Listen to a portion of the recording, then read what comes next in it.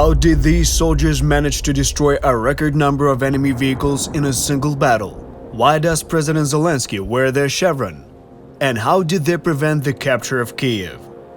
This is the story of the 72nd Separate Mechanized Brigade, named after the Black Zaporozhians.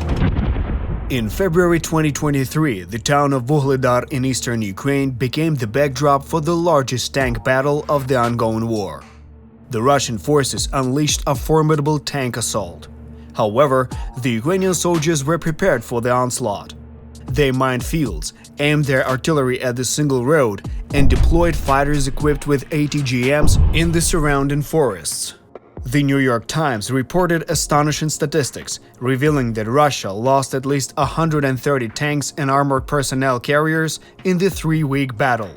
This gave Putin a reason to say gleefully, "The Marines are working at their best, fighting heroically." In response, the Ukrainian Ministry of Defense trolled the invader with video evidence to the contrary, stating, "So true."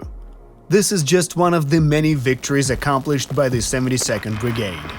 The plans were foiled right from the start, and the rapid landing attempt failed. It faced a delay of half a day, allowing the armed forces of Ukraine to arrive and use artillery to make any landing impossible, even in theory. Our defenders successfully damaged the runway, rendering it unsuitable for landing enemy's heavy transport aircraft, thus preventing any landings from taking place. But what if they had succeeded in landing? I'm sorry, but Kyiv would have been captured. The 72nd Brigade, stationed just outside Kyiv, played a pivotal role in this. Its fighters countered the enemy in the most significant moments of the Battle of Kyiv. Together with artillery units from other formations, they successfully destroyed the runway in Hostomel, thwarting the enemy's attempted landing. Additionally, they defended the crucial village of Moshchun, situated on the way to the Ukrainian capital. They had already prepared for crossing, but they could not go further, as they were uncertain how many people would be left behind.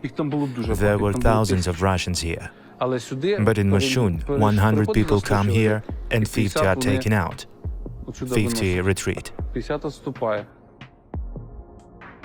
The Russian forces found themselves trapped here for nearly a month and eventually had to retreat, not only from Moshchun but also from the entire northern part of Ukraine. In their defense efforts, the Ukrainians utilized the remnants of old fortifications from World War II.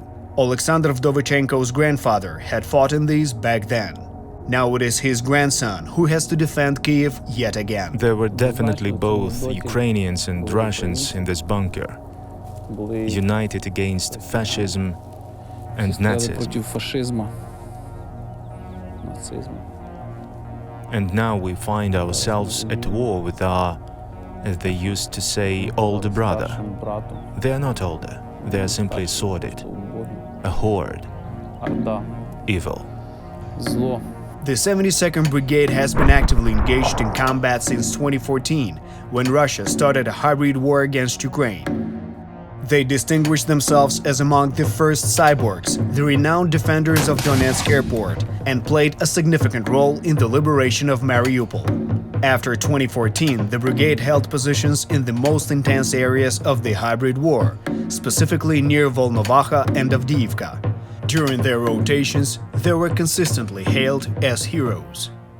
In fact, the 72nd Brigade's history predates the events of 2014. The brigade's name, the Black Zaporozhians, dates back to the cavalry forces of the Ukrainian People's Republic, a state that existed in the early 20th century, but succumbed to the previous Russian invasion. A century ago, the Black Zaporozhians fought against invaders on the very same fields where present-day battles unfold, near Kyiv, Kharkiv, Mariupol, and Crimea. The modern Black Zaporozhians proudly continue the legacy of their predecessors.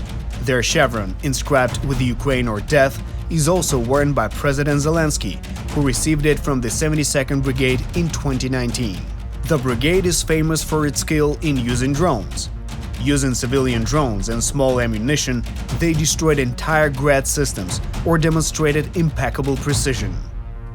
The brigade also utilizes unique German DM-22 mines, which they strategically place along roads to target passing vehicles, These mines, armed with tandem charges, were responsible for the destruction of a significant number of Russian tanks in the Battle of Vuhledar.